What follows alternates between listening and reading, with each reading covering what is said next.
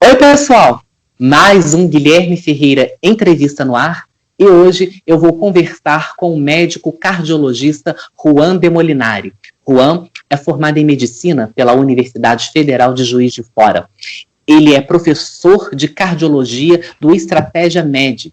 Ele também é especialista em ecocardiografia e preceptor de clínica médica no Hospital Universitário daqui de Juiz de Fora e de cardiologia do Hospital Terezinha de Jesus, também em Juiz de Fora. O que você pode fazer para manter seu coração saudável? Nós vamos saber a partir de agora. Juan, seja muito bem-vindo.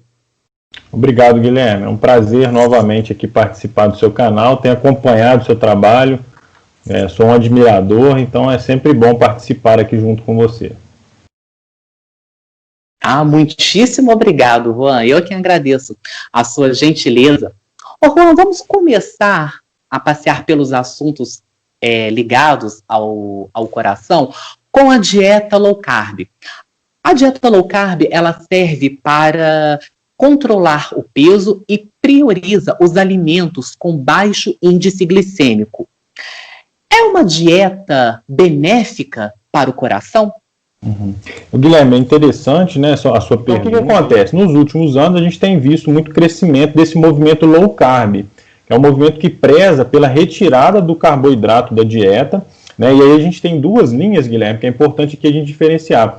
Tem uma linha mais extremista, que preza por uma dieta low carb extrema, em que a pessoa não consome praticamente nada de carboidrato.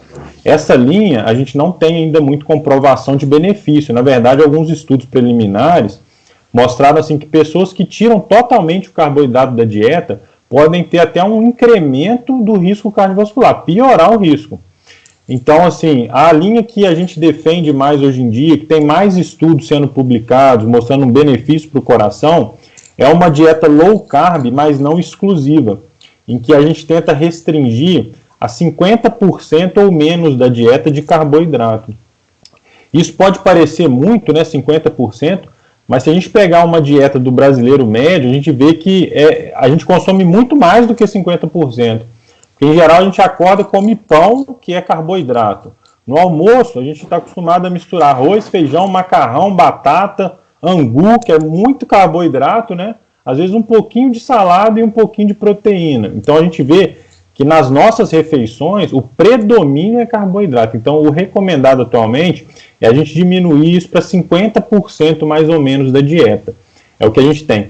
Mas é interessante, Guilherme, só tirar um tempinho aqui para falar isso, que o estudo de alimentação em medicina, ele é muito confuso, né? A população às vezes fica revoltada, fala, uma hora o ovo faz bem, outra hora o ovo faz mal, uma hora o café faz bem, outra hora o café faz mal.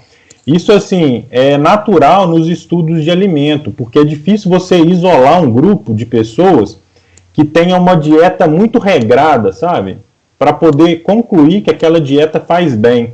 Então, esses estudos todos têm limitações e a gente vai se guiando pelo que a gente tem de mais evidência, né? O Juan, ômega 3.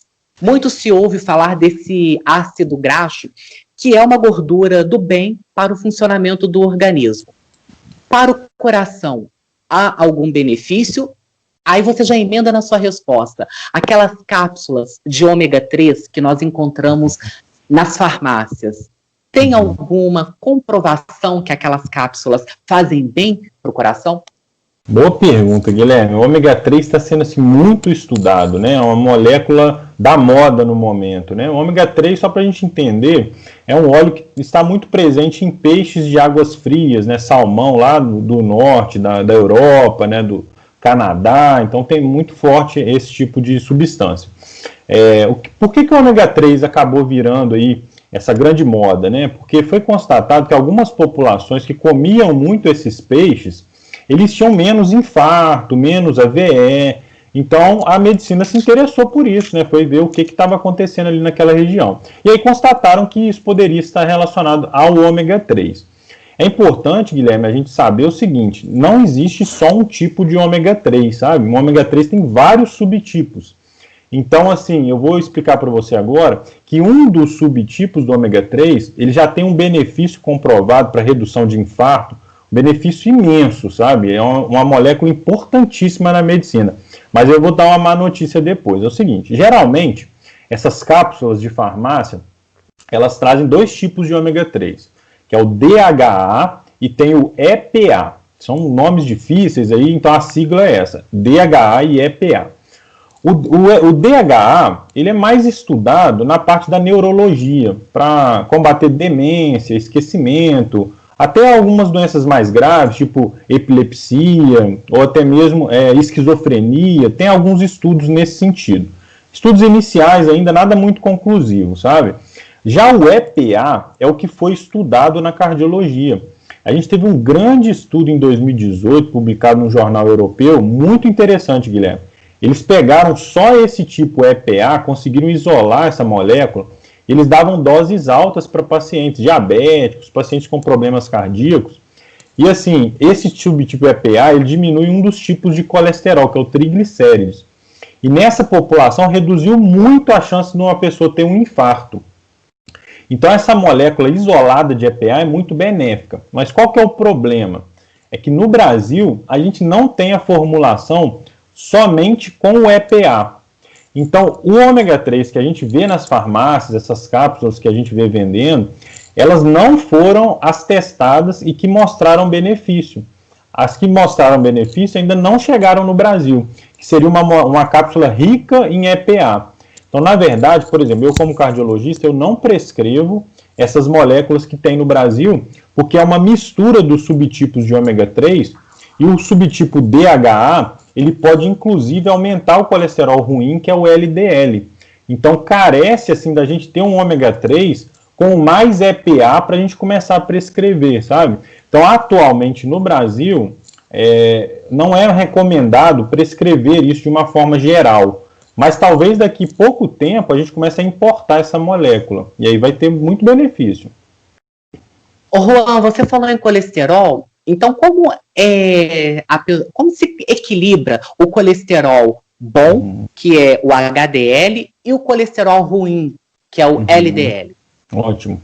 Guilherme, esse balanço, né, entre o colesterol bom e o ruim é muito interessante. Tem algumas pessoas que têm o LDL alto, que é um colesterol ruim, que causa infarto, AVC, esse tipo de alteração, mas que o HDL, se estiver alto também, ele acaba tendo um fator protetor, né? Então o HDL serve como uma proteção para o nosso coração, enquanto o LDL é um fator de risco, né? Então como que a gente faz para equilibrar essa relação? O LDL, ele tem alguma relação com a dieta, mais ou menos 30% aí do nosso LDL vem da dieta. Então, controlando a dieta, ingerindo menos alimentos gordurosos, né, proteínas com muita gordura, evitando esse tipo de alimento, frituras, né, a gente consegue diminuir o LDL. Da mesma forma, a gente pode diminuir perdendo peso, fazendo atividade física, tudo isso contribui, tá? O HDL, já é mais difícil subir o HDL do que diminuir o LDL. Diminuir o LDL é mais fácil. Mas o HDL, teoricamente, a gente consegue subir um pouquinho o valor dele, também com atividade física e com castanhas, né? Castanha do Pará, castanha de caju, essas castanhas ajudam um pouco a subir os níveis de HDL e também o uso de azeite extra virgem, tudo isso pode ajudar também. Se o LDL, que é o colesterol ruim, ele estiver muito alto, aí às vezes é necessário usar medicação. Porque, como eu falei, 30% a gente consegue controlar com dieta, mas 70% é uma produção endógena do nosso fígado. Então, independe de dieta. Pode falar. Você falou da medicação.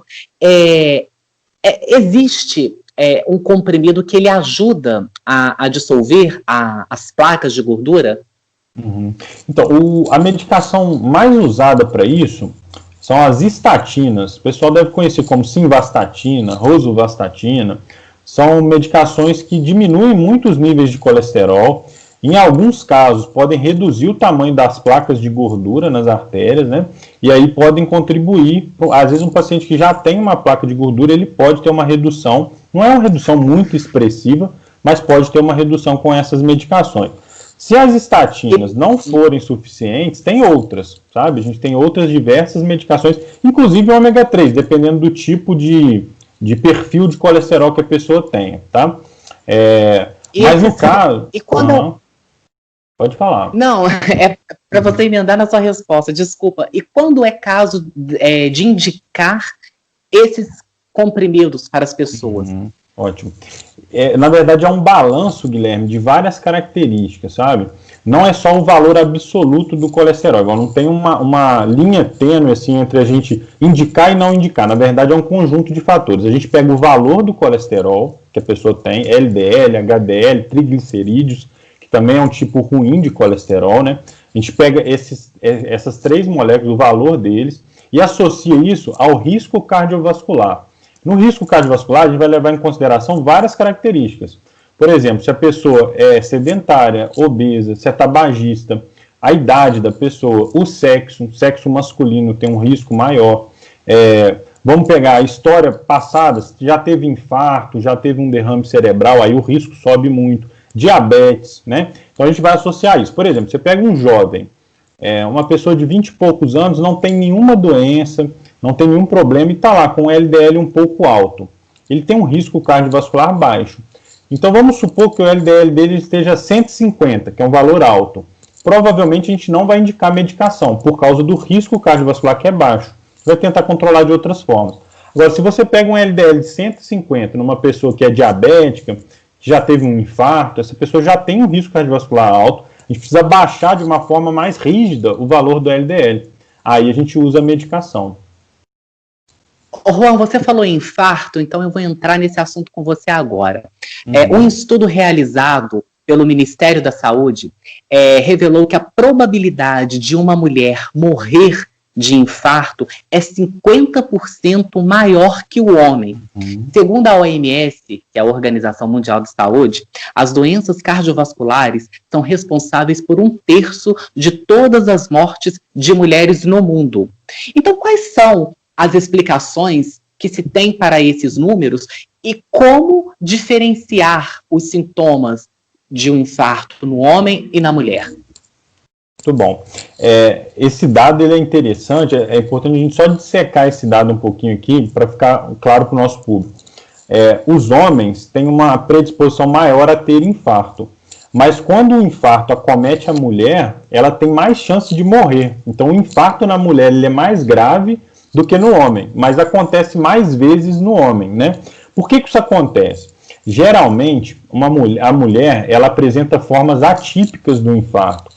O infarto no homem, de uma forma geral, o próprio paciente sabe que está infartando, porque vem com uma dor forte no peito, que vai para o braço esquerdo, ele começa a suar, começa a se sentir mal, às vezes pode até perder a consciência, né, ter um desmaio, uma síncope.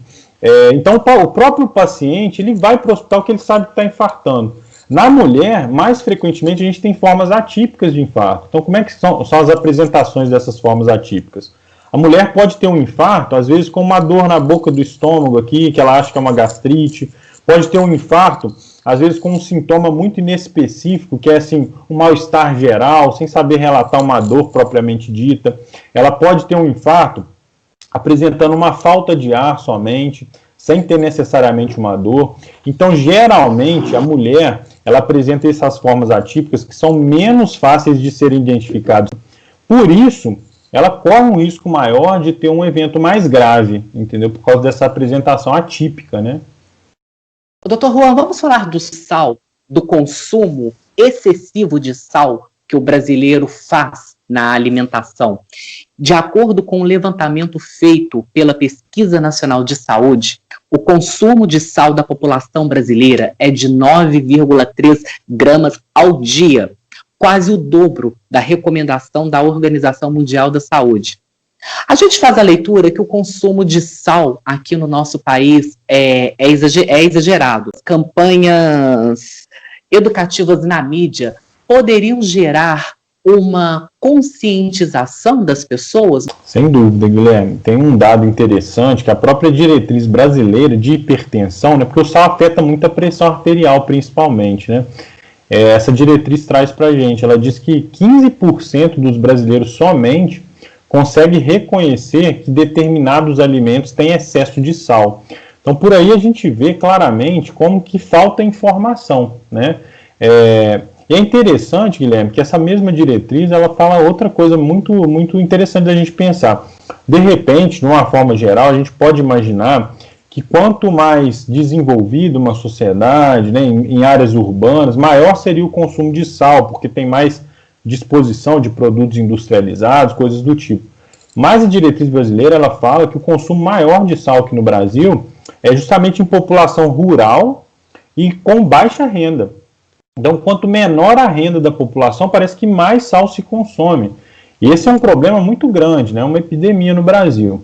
É importante a gente lembrar, né, Guilherme, que o recomendado atualmente, até pela Sociedade Brasileira de Cardiologia, é um consumo em torno de 5 gramas de sal por dia, né? Isso varia menos do que uma colher de chá de sal. E aí a pessoa pode pensar, uma colher de chá de sal é muita coisa para eu jogar na minha comida, né, no meu alimento. Mas é uma colher de chá de sal para tudo, né? Então é o que está contido nos alimentos, ser isso. Então pensa você, o pãozinho de sal, né?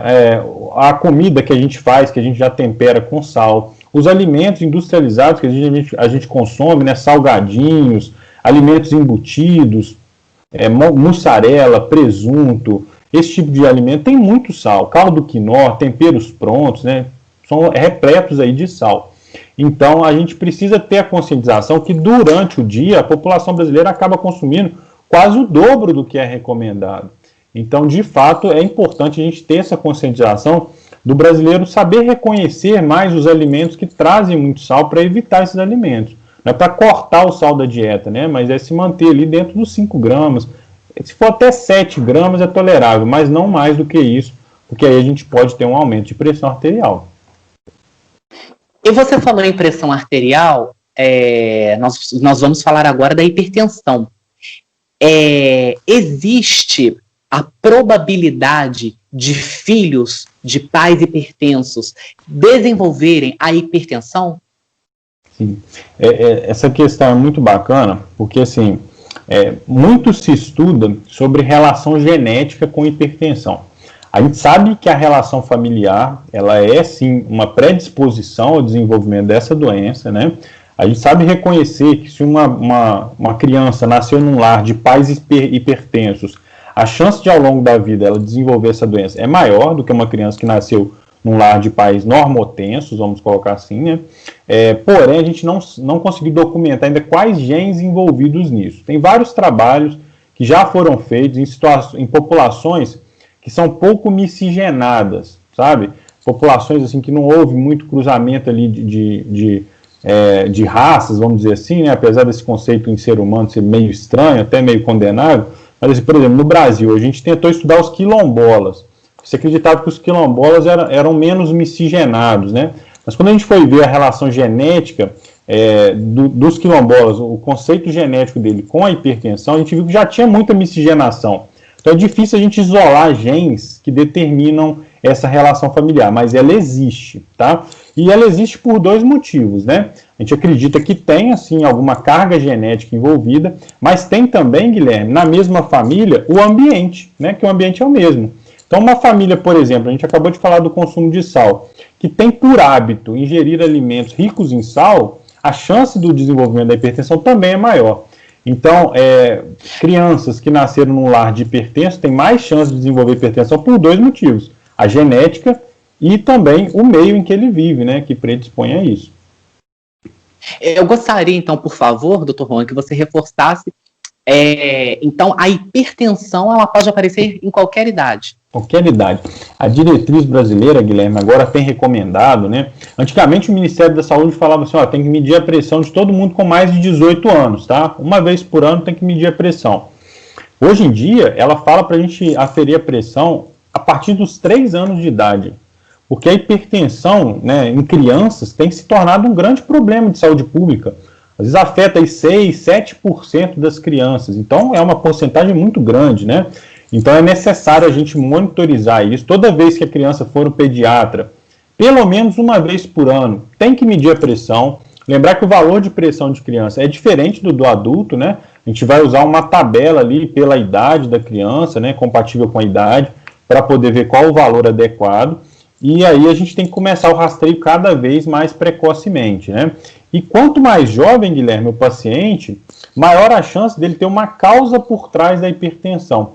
Porque a hipertensão no adulto, geralmente, é uma doença com vários fatores, né? Tem a dieta, tem uma predisposição, tem doenças associadas, mas na infância pode ter uma causa por trás só. Às vezes uma obesidade, às vezes uma doença de glândulas, né? Uma doença endocrinológica.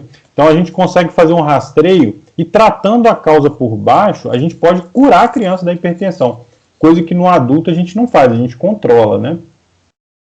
Ô, doutor Juan, nós começamos a entrevista falando da dieta low carb, dos benefícios do ômega 3, e fomos pelos assuntos da saúde cardiovascular, mas eu não posso deixar de fazer a pergunta em relação ao jejum intermitente. Gostaria que você, por favor, explicasse de uma maneira didática o que vem a ser o jejum intermitente e se o jejum intermitente ele pode trazer benefícios para o coração. Sim, é interessante, é outra dieta aí que está na moda, né, que a gente ouve muito falar. O jejum, o que é o jejum intermitente? Né? É um conceito de que se a gente ficar aí um determinado tempo durante o dia sem se alimentar, nosso organismo começaria a consumir, né, tanto as gorduras que a gente tem como em excesso, e isso poderia trazer alguns benefícios do ponto de vista cardiovascular. Então tem várias linhas, né? Geralmente o que é recomendado é fazer em torno de 14 horas de jejum durante o dia, é o mais seguido, né? O que a gente pode falar sobre isso? Primeira coisa, não dá para a gente recomendar jejum intermitente para todo mundo. Então a primeira coisa que a gente tem que saber é que não cabe uma orientação para a população geral. Jejum intermitente é um tipo de dieta que deve ser acompanhada de perto, né, por um profissional de saúde, um nutricionista, um nutrólogo, um médico, né, que esteja acompanhando. Por quê? Tem muitos pacientes que não podem fazer jejum intermitente. Então a gente tem pacientes aí com predisposição à hipoglicemia, pacientes diabéticos, de forma alguma eles podem fazer jejum intermitente. Dependendo do tipo de atividade que o paciente exerce, né, no seu dia a dia, também não é recomendável. Então, existem limitações quanto a essa dieta. Mas qual que é o lado bom dela? Tem alguns estudos saindo, ainda preliminares, né, ainda estudos iniciais, mostrando que o jejum intermitente pode sim reduzir tanto o valor da pressão arterial quanto o valor de colesterol. Então é uma dieta promissora, né, muito promissora do ponto de vista cardiovascular. Mas a gente tem que deixar clara a mensagem aqui, não é para todo mundo e não é para ninguém fazer sem orientação profissional, porque é uma dieta que cabe sim uma necessidade muito grande, né, de adequação individual. Então é legal a gente falar sobre isso, e eu acho que é muito, muito válido, sim, como uma perspectiva para muitas pessoas, no sentido de reduzir pressão e reduzir também colesterol. Então é válido, pode fazer bem para o coração, mas tem que ter cuidado. Doutor Juan, eu quero muito agradecer mais uma vez a sua gentileza e disponibilidade por parar seus afazeres e falar comigo por esses minutos. Muito obrigado. Obrigado, Guilherme. Eu que agradeço, é um prazer, né, falar com você, com o seu público, e sempre que precisar estamos aqui à disposição. Queria deixar também minha rede social, para caso de dúvidas, né, eu tenho um Instagram, que é Dr. Juan Demolinari, Juan com J. Pode me contactar lá para qualquer dúvida, para a gente poder estar discutindo isso aí. Maravilha, muitíssimo obrigado. E a você que assistiu essa entrevista, o meu agradecimento sempre muito especial.